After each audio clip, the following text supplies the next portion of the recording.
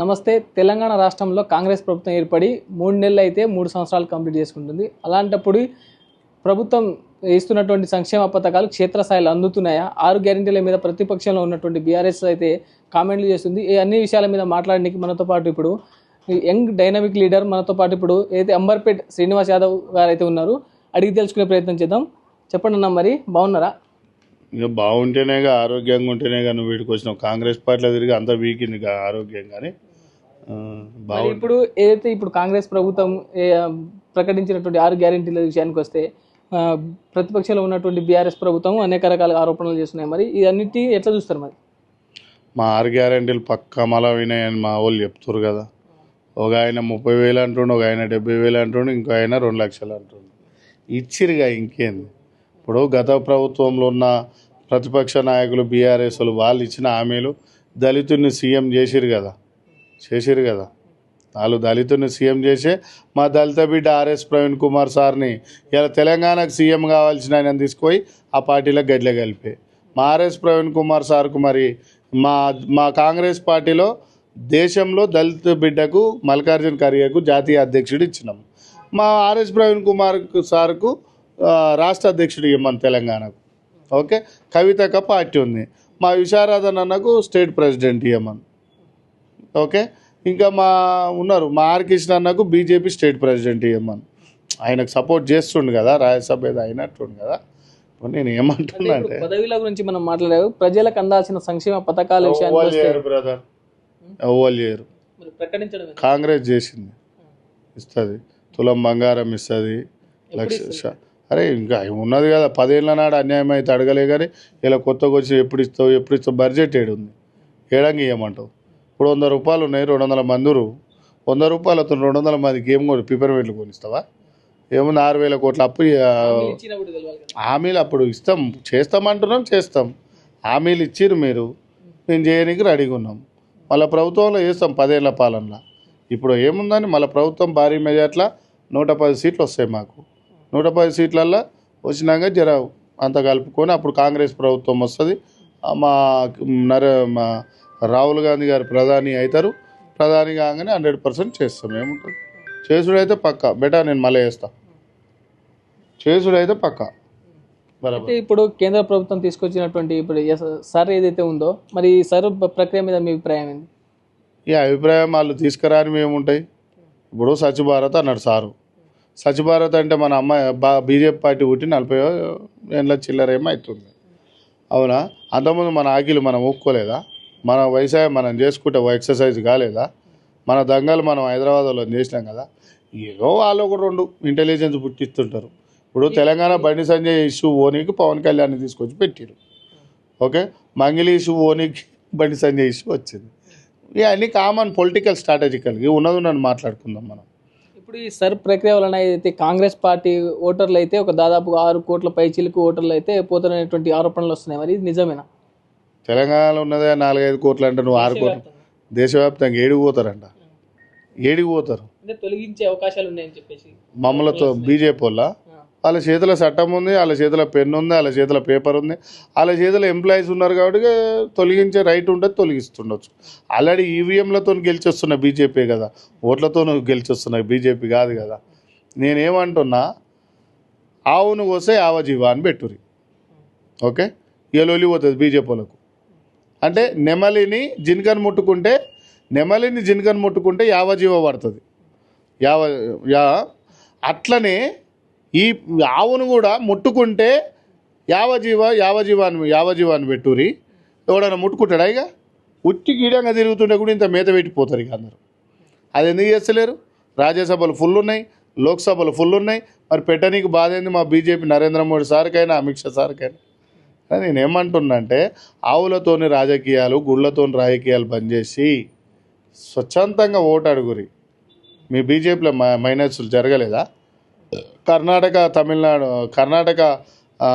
అసెంబ్లీలల్లో గలీజ్ వీడియోలు చూసిరు కదా.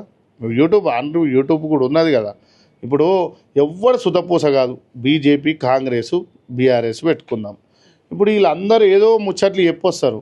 మీరే పోయి సపరేట్ ప్రాంతీయ పార్టీ పెట్టుకొని 3 పార్టీలు నెలకొట్టరాదు. మాట్లాడుకుందాం మనం. ఓకే. కాంచీరాం పార్టీ ఎవరికన్నా తెలుసా? బీఎస్పీ బహుజన సమాజ్వాదీ పార్టీ, పోనీ అఖిలేష్ యాదవ్ పార్టీ ఎవరికన్నా తెలుసా? ఈడ పోనీ తెలంగాణలో ఎన్ని పార్టీలు మన ఉన్నాయో తెలుసా? ఇలా తిన్మార్ మల్లన్న పార్టీ పెడితే ఆయన అంటే వసూలు చేసుకున్నాడు మా ప్రజలే అంటారుగా 10 లక్షల కోట్లు కేసీఆర్ కాడు ఉన్నాయని. ఆయన దగ్గర 200 కోట్లు ఉంటే తప్పే ఉంది తిన్మార్ మల్లన్న కాడ. అంటే బీసీ కదా ఫెయిల్ చేస్తాం, ఎస్సీ కదా ఫెయిల్ చేస్తాం, ఎస్టీ కదా ఫెయిల్ చేస్తాం, మైనార్టీ కదా ఫెయిల్ చేస్తాం. ఇప్పుడు నాలాంటి వాడు పార్టీ పెట్టిండు అనుకో, అంబర్పేట శ్రీనివాస్ యాదవేంద్ర బై స్టార్టింగ్ నుంచి ఆఫీస్లో ఉన్నాయి అంత బొచ్చాడు ఉన్నాయి అంటారు. ఎందుకంటే స్టార్టింగ్ ఆయన మధ్యలో వచ్చిండు కాబట్టి పాపం ఆయన మీద బద్నాములు తప్పాయి. నేను ఏమంటున్నా అంటే మిత్రమా, మీడియా ఒరిజినల్గా ఇంకా సోషల్ మీడియాలో మీలాంటి మిత్రులు ఉన్నారు కాబట్టి నిజం బయటకు వస్తుంది. నేను మొన్న అన్నా కదా పవన్ కళ్యాణ్ ప్రెస్ మీట్లు ఏమన్నా, మీలాంటి జర్నలిస్టుల కాళ్ళు మొక్కినా కూడా ఏమిటికి సరిపోరు ఈ సినిమా హీరోలు అని చెప్పిన. ఆ రోజు ఏ కుల సంఘ నాయకుడు కొట్టలేకపోయాడు పవన్ కళ్యాణ్ జనసేన నాయకులని. కొట్టుడు అంటే ఫిజికల్ కాదు, తిప్పి కొట్టుడు వార్తలు. మీరు కొట్టి మీరు రిటర్న్ తిరగబడ్డారు కాబట్టి జర్నలిస్టులు ఆ రోజు సోమాజిగూడలో వాళ్ళకు వాయిస్ లేదు, భయపడ్డాడు పవన్ కళ్యాణ్. ఏం తమాషాలు అవుతున్నాయా అందరికేమన్నా? పూటొక పార్టీ పెడతా, ఆయన టీడీపీతో పోతాడు, ఈయన బీఆర్ఎస్తో పోతాడు, ఈయన కాంగ్రెస్తో పోతాడు, ఆయన బీజేపీతో పోతాడు. మంచిగా ఉన్నాయి దుకాణాలు, ఒక్కొక్కరివి భలే దుకాణాలు ఉన్నాయి. ఇవాళ మొగోడు అంటే మందకృష్ణ మాదిగన్న, దట్ ఈస్ అ మొగోడు. వాళ్ళ కులం కోసం రిజర్వేషన్ తెచ్చుకోండు. ఇవాళ మొగోడు మందకృష్ణ మాదిగ, గొప్పోడు ఆయన విషయంలో నేను ఫుల్ 100% మార్కులు వేస్తాను. అయితే ఇప్పుడు కాంగ్రెస్ పార్టీలో కూడా సీనియర్ నాయకులు ఉన్నారు, అదే విధంగా యంగ్ డైనమిక్ లీడర్లు ఉన్నారు. డైనమిక్ లేదు, డైమండ్ లేదు, వెండి లేదు, బంగారం లేదు. బైసాబ్ వాళ్ళు అనుకున్న వాళ్ళకి పదవులు ఇస్తారు, వాళ్ళ కాలం మొక్కిన వాళ్ళకి పదవులు ఇస్తారు. ఓకేనా? సీనియర్ నాయకులని వాళ్ళ యొక్క టాలెంట్ ని ఉపయోగించుకుంటుందా మరి కాంగ్రెస్ పార్టీ? ఏ టాలెంట్ లేదు, ఏం లేదు. వాళ్ళదే మొత్తం టాలెంట్. ఇప్పుడు మొత్తం టాలెంట్ వాళ్ళదే, ఏం టాలెంట్ ఏం లేదు. వాళ్ళు ఇష్టం ఉన్న వాళ్ళకి పదవులు ఇచ్చుకుంటారు. గుత్త సుఖేందర్ రెడ్డి కొడుకు ఇస్తారు, గుత్త సుఖేందర్ రెడ్డికి ఇస్తారు, తుమ్మల నాగేశ్వరరావుకి ఇస్తారు, జూపేలి కృష్ణారావుకి ఇస్తారు, వేం నరేందర్ రెడ్డికి ఇస్తారు, ఇంకా ఆయన పేరెంట్ పరకాల ఎమ్మెల్యే ఆయనకి ఇస్తారు. ఇక వాళ్ళ పార్టీ సైకిల్ కాంగ్రెస్ వాళ్ళకి ఇచ్చుకుంటారు. మా కాంగ్రెస్కి ఏమి ఇయ్యారు. రైట్, అదే వాళ్ళు టీడీపీ నుంచి వచ్చిన కాంగ్రెస్ వాళ్ళు కదా, వాళ్ళకి అందరికి ఇచ్చుకుంటారు, మాకేమి ఇయ్యారు. నేను బాధ్యతగా చెప్తున్నా, మా కార్యకర్తలు అన్యాయం అయిపోతారు గంతే. ఇక్కడ నిరుద్యోగుల విషయానికి వస్తే మరి 2 లక్షల ఉద్యోగాలు ఇస్తామన్నారు ఒక ఏడాదికి. ఫస్ట్ చెప్పినాక ఏ పార్టీ అయినా మాటలు ఇస్తుంది, ఓటు చేయడు నిరుద్యోగులకు. అటు ఇటు కాంగ్రెస్ పార్టీ చేసింది. ఇప్పుడు కాంగ్రెస్ పార్టీలో ఉండి కాంగ్రెస్ పార్టీ కూడా చేయదని ఒప్పుకుంటున్నాను. నేను అనలేదు, కాంగ్రెస్ పార్టీలో 2 లక్షల ఉద్యోగాలు వేసిండని మా వాళ్ళు అన్నారు కదా, మా మంత్రులు అన్నారు కదా. ఆయన 70,000 అన్నాడు, ఆయన 30,000 అన్నాడు, ఆయన 1,00,000 అన్నాడు. ఇక 2 కలిపితే 2 లక్షల పోస్టులు అయినాయి, ఇచ్చిరు కదా మా వాళ్ళు. ఇంకేముంది, అయిపోయాయి కథం. నిరుద్యోగులు అట్నే కొట్లాడతారు, నిరుద్యోగులు అమ్మనాయనలు అప్పులు చేసి చదివిపిస్తారు, నిరుద్యోగులు అమ్మనాయనలు బంగారాలు అమ్ముకొని పెడతారు. ఏ పార్టీ వచ్చినా నాయకుడు అంటాడు పర్ఫెక్ట్ రావాలి. మనకు తమిళనాడులో విజయ్ గెలవగానే నవ్వుకుంటూ ఒక పిల్లకి అన్యాయం జరిగింది, ఒక కేసు అన్యాయం జరిగిందంటే 3 IPSలను సస్పెండ్ చేసి పడేసిండు. ఆన్ ది స్పాట్లో ఇక్కడ చేస్తారా? ఇక ప్రైవేట్ ఎక్కడిది, గవర్నమెంటే బాగా అయినప్పుడు ప్రైవేట్లకే పోతారు. మన దాంట్లోనే ప్రెస్టేజ్ ఉంది కదా. నా కొడుకు నారాయణలో చదువుతుంది, నా కొడుకు గాయత్రిలో చదువుతురు కదా. మరి గవర్నమెంట్ స్కూల్ ఎందుకు? వాళ్ళకు స్కూళ్ళు బాగా చేస్తే ఏం లాభం? అందుకనే రేవంత్ రెడ్డి ఇప్పుడు 2000 స్కూళ్ళు మూత పెడతాయి మాటలు వినిపిస్తున్నాయి. మరి అది అన్నాడా? అంటే ఆయన అనలేదు, బయట ఆరోపణలు వస్తున్నాయి. ఏంటంటే ఇప్పుడు 23,000 ఉన్న గవర్నమెంట్ స్కూల్లో దాదాపు ఆయన అన్నాడు అనుకో, నేను మాట్లాడతా. పాపం ఇప్పుడు బీసీ గురుకుల వెల్ఫేర్స్ ఉన్నాయి, మరి పెడుతున్నారు గవర్నమెంట్ నుంచి, అన్నీ పెడుతున్నారు.